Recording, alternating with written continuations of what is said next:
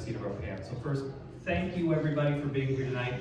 My name is Randy Brock. I'll be your host for the evening, but most importantly, we have some amazing candidates and office holders here tonight who are going to be talking with us all about the importance of legalization, why it's important, and to get legalization, we need to have a force in the Senate and the House who are going to get us there, and why this is so important. So, Marin over here is going to be explaining a lot more about that, and just a quick raise of the hands, we've got, let's see, Aleta, and we have Tina, and we have Ken, and Liz, and Kendra. Who else do we have?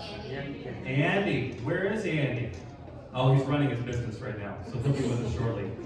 Anyway, Marin, go ahead. Hey everyone, my name is Marin Schroeder. I'm the Coalition Director for the MNisReady Coalition. I sincerely want to thank you all for coming here. So I've been in the cannabis organizing space since 2014. I was born in Rochester, raised in Sorville, lived in Sorville. I've been there back again the last 12 years. I didn't think I'd be here that long after that. Anyway, so I was really excited to start our Canna-Caravan tour here, where I live at home, to see my friends. My friends are all here, really excited, and see who we could turn out. Back in 2014, when I started organizing in Rochester with Rochester Normal, it was a good day when we could get 5 people to an event. And we got like 50 people here. I think it's a pretty great turnout.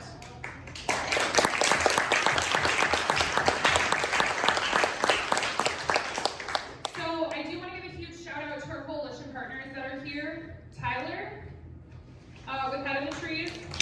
Alex, Melting Clock? Alex. No? Okay, well, Melting Clock. What's your name? Seth. Seth. Okay. And Jeff Brinkman with Superior Cannabis Company. Out of Austin. And then we have Tasha with Crested River, and they're out of Morgan, Minnesota, and Stephanie with Balanced out of Northeast Minneapolis. Every partner that is here tonight is Minnesota-based, with Minnesota products in the Minnesota industry. Oh shit, we got Lulu here too, the Sun Garden. Sorry, Lulu. So I'm assuming my comedians are going to start tonight, so I can too, right? That's cool. So the importance of voting. So what the coalition is doing is it's creating this advocacy private industry partnership, which is really cool because it helps us as advocates, put food in our refrigerator, because oftentimes we don't get paid, but also reach all of the cannabis consumers in Minnesota, because there are over 700,000 self-reported cannabis consumers in Minnesota, and that is a massive voting bloc, quite possibly one of the largest voting blocs in the state. And if we can get our friends and our customers and the people we know that consume cannabis to support this effort to elect a pro-legalization majority, we win in November. What we have to do to get to full legalization is we have to elect a pro-legalization majority. I want you to put the D and the R aside. I want you to think about which candidates support legalization. We can talk all day long about the politics in the Senate, and I'm sure Tina will take care of that for me. Maybe, please.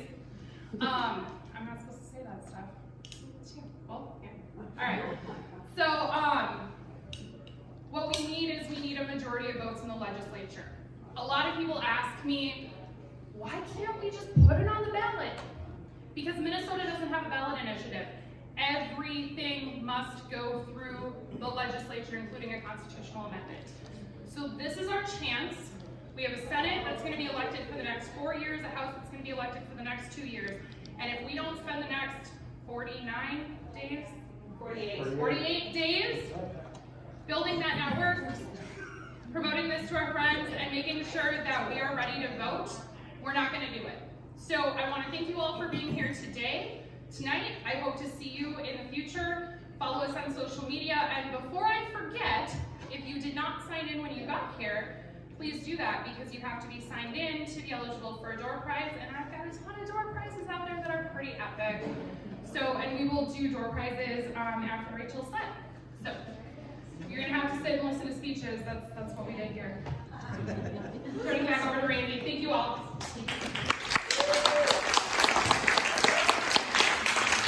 And Maren, thanks so much to you for heading all this up, for making it happen, and for bringing everybody here tonight. Okay, so in no particular order now, we are going to hear from the candidates, all the candidates. Is there anyone who wants to go first? How about Tina? I think Tina. Definitely. Tina has seen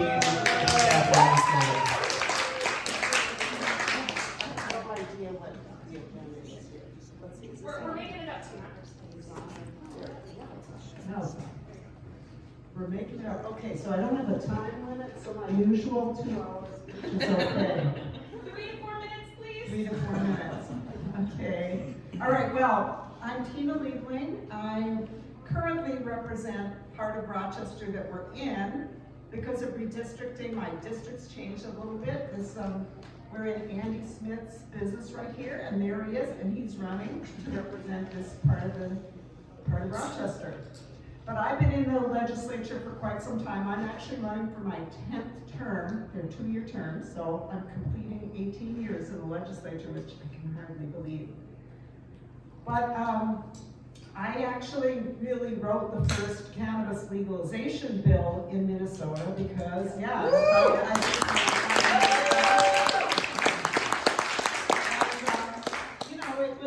it was a little bit scary, but I hired one of my kids to do some research, and I just always felt that it was, obviously a lot of states were legalizing, and it just seemed absolutely ridiculous to me that this substance, that we would tell adults that they're not allowed to have it. Like, it really worked well when we did that with alcohol, right? And alcohol, of course, we know it's such a dangerous substance. Anyway, I'm not gonna give you all a pitch, because you all know as better than I do, I'm sure. But, so it seemed for a while like everything the media wanted to ever ask me about had to do with cannabis. And, it got a lot of attention. And it's continued to get a certain amount of attention. And I really think that the time has come in Minnesota. I want to, one thing I really want to get across to all of you as people who are interested in cannabis, for whom this is an important issue, I think what Maren said is absolutely right. They're in Minnesota, the Minnesota House, which is majority Democratic right now, has actually passed a big legalization bill in this last legislative session. Passed it. And the Senate, which is majority Republican right now, refused to even take it up. And that's where we've been for quite some long time. And so, now not every Democrat is pro-cannabis, and not every Republican is anti-cannabis. I mean, it's absolutely true. What Maren said is absolutely true. But this has been the dynamic. I don't know why they're against cannabis legalization. They claim they're for freedom. How can you be for freedom and not let adults do something as simple as use cannabis for personal use? And by the way, I like the term personal use. I don't know what you all say. I don't call it recreational. Because it's none of my business whether you're doing it for recreation or why you're doing it. If you want to use it, you should be able to use it, and it should be safe, and you should know what you're buying. It should be labeled, and we should know that you should know what you're buying and what you're using and what the dose is. And right now, we're getting there a little bit with the edibles that we just clarified the law now. So I don't know if you want me to just say a word about that. I really do. I really do. It's my favorite video of the whole session. I don't know if you've all seen this video. I chair the health committee in the Minnesota House, and we were working on our bill. And so there's video of me with the chair from the Senate, because we had the cannabis, and Maren was working on the bill. And, we had I considered it clarifying the law around edibles, right? Because it was in a gray area. People were buying it, it was available in a lot of places, the THC edibles, but really in a gray area.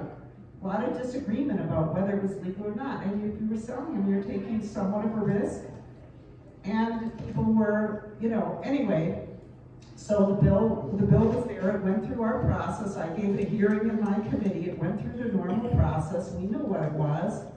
And so we get to where we're debating in the conference committee, and if you know how this works, the House passes a bill, the Senate passes a bill, we meet in conference committee, and we're going through which things are going to be in, and so we brought up this piece of legislation, we voted on it, it passed, we put it, going to go in the bill, and then Senator Abler said, what did he say? We didn't just legalize marijuana, did we? I said, well, yeah, we did. Of course we did. No, just kidding. We didn't. I didn't think we legalized cannabis. If we legalized cannabis, we probably wouldn't be having this meeting, right? No, we did not legalize it, but we did clarify and make something available that should be available to people. So anyway, there was a lot of press coverage of this little interaction, and I don't think he knew what he was doing. I don't think he'd read the bill. They didn't give it a hearing. He didn't know what he was doing. And then right away he said, oh, well, we have to repeal that. And I was like, oh, really? You and who? So from here, I think we have an opening to go forward in Minnesota. And, if we can elect a legislature that supports that, I think that it'll be really easy to do, honestly, because now, there are going to be issues, and I'm sure some of you will have some different things to say about exactly what the rules should be. It's clear we need rules, because, like I said, we got to make sure that consumers know what they're getting, and, this is, and quite frankly, we do want to make sure that children are not being given cannabis. We know that, it's, most people, I think, believe that kids probably shouldn't have it. But adults should be able to have it and should have it available to them and not at an exorbitant price, right? I mean, I think we're kind of on the verge of that. I think that the legalization or the clarification of the edibles has helped, because I think now a lot of people are going to see that the sky is not going to fall, the world is not going to end, people are using these edibles, and the parade of horribles is not going to happen. And I think that's going to help us get to the final finish line. But it's true what Maren said. Unless the legislature passes a bill, it cannot go on a ballot to be voted on by Minnesotans. That's not how we do it in the state. It has to, for something to be a constitutional amendment to be voted on by the voters, it has to be passed by the House and the Senate. The governor can't veto it, but it has to be passed by a majority of legislators in the House and the Senate. And so I think our best path right now is just passing a bill. But we gotta have legislators who are willing to do that. So as you go to vote, and I hope every one of you is gonna vote, because there's so much at stake this year, and this is just one of those issues, if people think that they don't have to pay the attention, it's just going to happen. Not true. We've been trying to do this for quite some time. You gotta make sure that you're not distracted, that you're getting your friends to the polls, and that they're voting for people who support them. And in this case, supporting you means not thinking that I should tell you what to do with something that should be your personal business. So with that, I'm going to turn it back to Randy. Thank you all for listening to this slide. Thank you, Representative Liebling. 18 years already? So we're headed towards 1, which is great. By the way, so many freedoms on the ballot this year. So many that are on the ballot. And how frustrating it is, but how amazing it has been just to see that we've got a foot in the door and to have that door getting opened up. Okay, I gotta pick at random here. Let's go with Kim. Are you okay coming up now? Do you need any help? I did remind Kim earlier that she's not supposed to do her own stunts. Kim is easily broken, so. It's fine. So I will make this short and sweet. I'm very supportive of cannabis use, full stop. Say your name. Oh, I'm Kim Hicks. I'm running for the Minnesota House on the north side of town. I am very much in support. I also think that, you know, I have been through the journey of accessing medical cannabis. Isn't that a nightmare? $500 a month, $75 to get on the registry, driving to the cities to get someone to write you the letter. And then sitting and trying, and none of it's covered, and it's outrageously expensive. Or I can spend $20 on some really good gummies and get to sleep for 10 days. 10 nights of sleep, $20, or $500. Doesn't make any sense. It is absolutely time to legalize it, regulate it, and tax it. I am very passionate about making sure that we are funding our health and human services and our disability services and our mental health services and our substance use services. And I believe that this is one taxable opportunity to help fund those things. So, if anybody ever wants to talk about why I believe what I believe, I'm happy to tell you. We can talk about it in depth, but I think that the time is now. It is 2022. So let's get this done. It's time. It's time to get it done. And I think with Andy, who I'm going to call up here next, we're bringing in a lot of new blood to the legislature when we get elected. And a lot of us are in our 30s. And we absolutely do not understand why we can't use cannabis legally. So.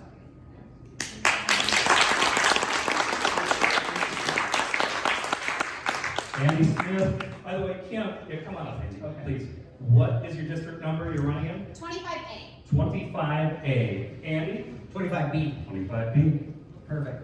Thank you all for coming. This is my business where we will soon be serving CBD infused water because this is delicious.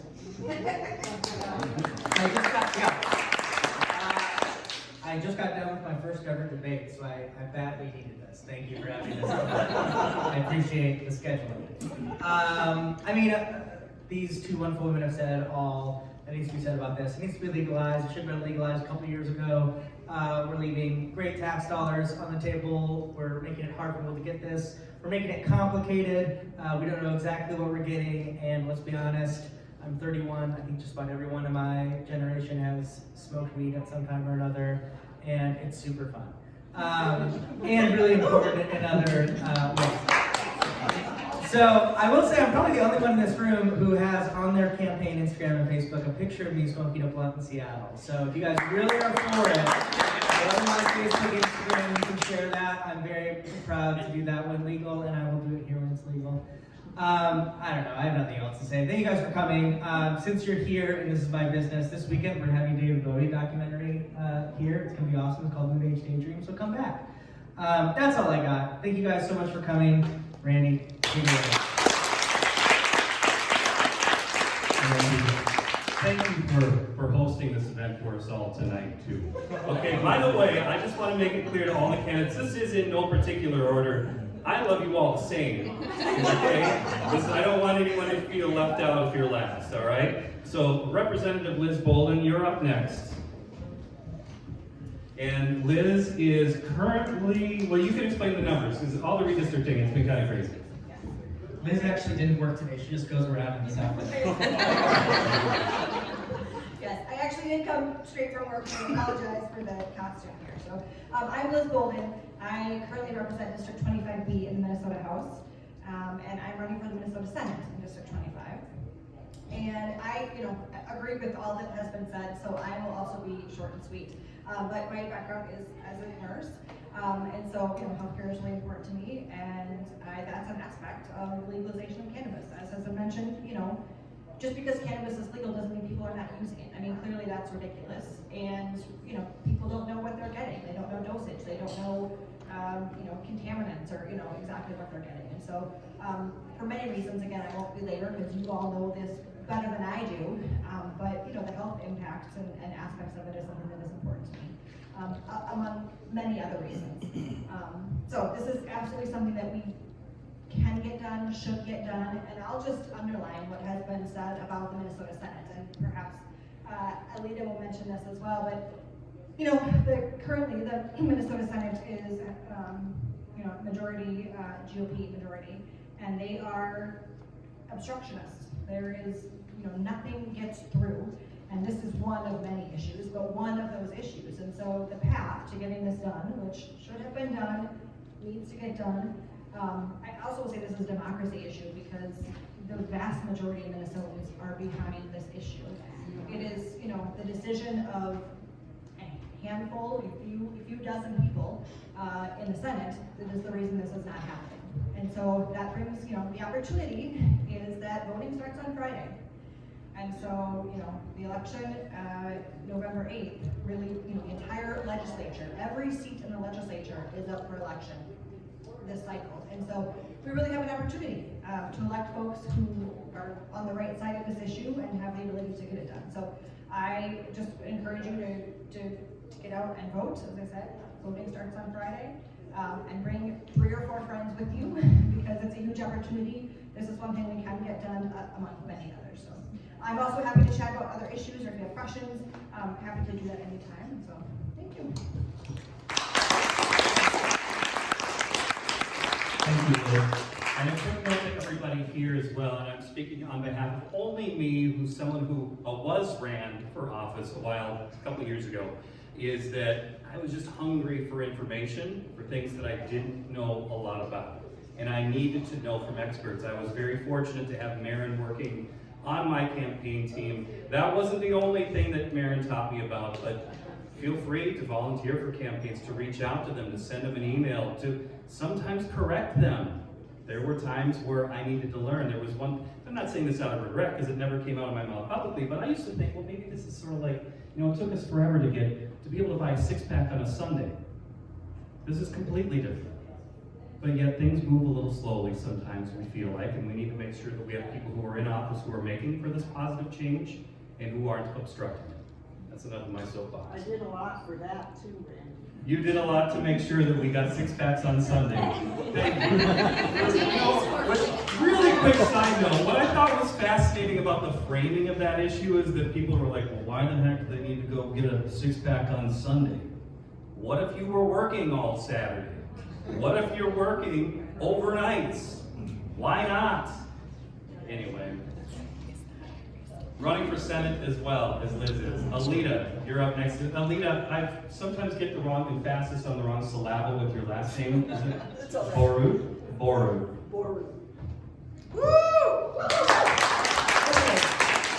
Okay, and I am running for the Senate, and when I was asked 2 years ago when I ran and almost beat this 10-year incumbent, I was asked, would you support legalization? Well, of course I do. I was asked again in the debate, and she, of course I do. And of course she starts off about her endorsement from the Police Officers Association. How are we going to do her, No. It's, people are using it, like has been said.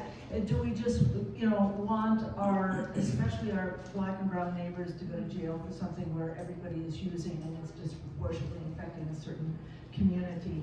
And we've got to expunge the records of once we legalize and decriminalize it. I am a doctor and I am a geriatrician.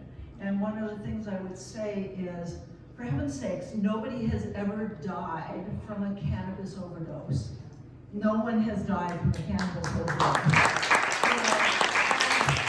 People are clearly dying excess deaths, as they say, deaths of despair from opiate addiction, from alcohol addiction, and end-stage liver disease, and killing each other on the roads, and shooting their wives up, and this isn't happening really with cannabis,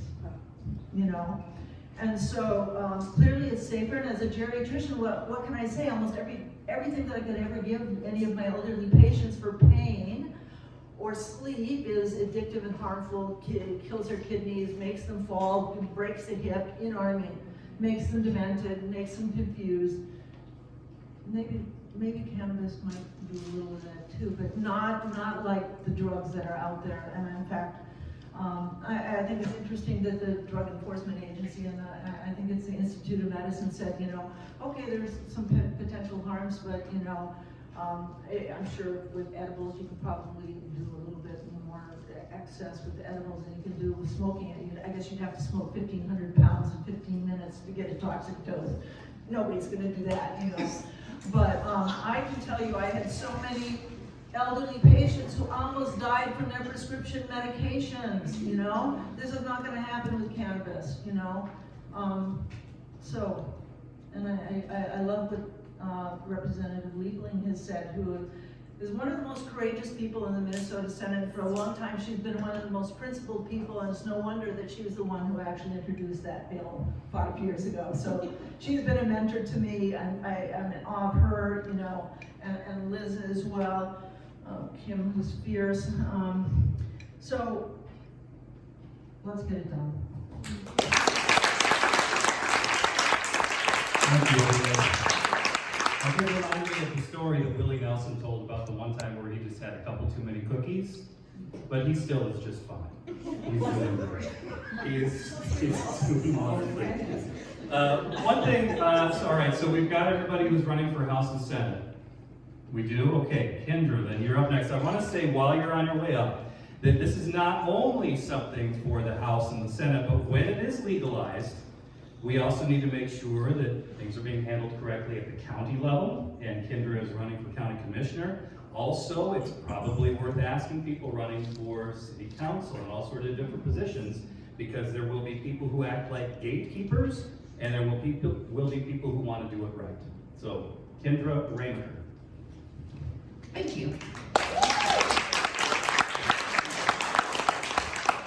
My name is Kendra Raymaker. I'm running for County Commissioner in District 4. And since County Commissioner is kind of a role that flies way under the radar, I just want to describe. So if you have a farm, if you have a business, if you live south of Byron, sweeping down into Stewartville, kind of in a U by the airport, then over to Chatfield, up in Dover, Yoda, all the way to the top of Olmsted County. My district is the most rural district, and it's shaped kind of like a U. So that's District 4. I am a community member with Marin, and I have to echo, like, Marin has been a powerhouse in helping me understand, this is my very first time running for anything. I did not run for student council, I didn't run for like anything in my church, nothing. This is my very first time. But my background actually is politics. So my undergraduate degree is in politics. My graduate degree is actually in public policy. For about 20 years, I've worked at Mayo Clinic. I work in supply chain, so I understand those issues of, you know, how to get your products to your customers and how important it is to not have disruption in supply chains, which we're certainly experiencing right now. But in that role, I have been a project manager and a leader at Mayo Clinic for the last 20 years. I have been responsible for doing multi-million-dollar projects and, you know, some of the most kind of tangled up, politically difficult projects, and I decided I was done with that and wanted to do something harder. So what I do now is I talk about things that nobody wants to talk about at work. I talk about race at Mayo Clinic, I talk about sexuality at Mayo Clinic, I talk about religion, and I get people to talk about it who don't want to talk about it. So I'm hoping that all of you find those skills a little transferable to this issue. Talking about something other people are not comfortable talking about. And having the open-mindedness. So I actually, before I met Marin, didn't know a lot about this issue. And that's something, like you said, Randy, I'm looking forward to being in office and not necessarily focusing on those things that I have deep subject matter knowledge in. I'm excited to hear people come with propositions, policy propositions that have opportunity. They might also have unintended consequences, but that's what I'm good at. I'm good at doing my homework. I'm good at bringing people together to talk about really uncomfortable issues. I'm good at like either raising the temperature in the room to get something frickin' done, and I'm also good at bringing the temperature down when we need to negotiate. So let me think here. I think that at the county level, like Randy mentioned, we have to make sure that, and this is part of my platform as well, I have some really strong ideas about like what the government should and shouldn't get involved in, right? So we should not be restrictive. If something isn't a problem, you know, if people aren't dying of, you know, cannabis use, if something's not a problem, why is the government getting involved in it? If business and nonprofits are handling something and there's not a market failure, the government should stay out of it. I feel very, like that's just the litmus test that we should use on every single issue.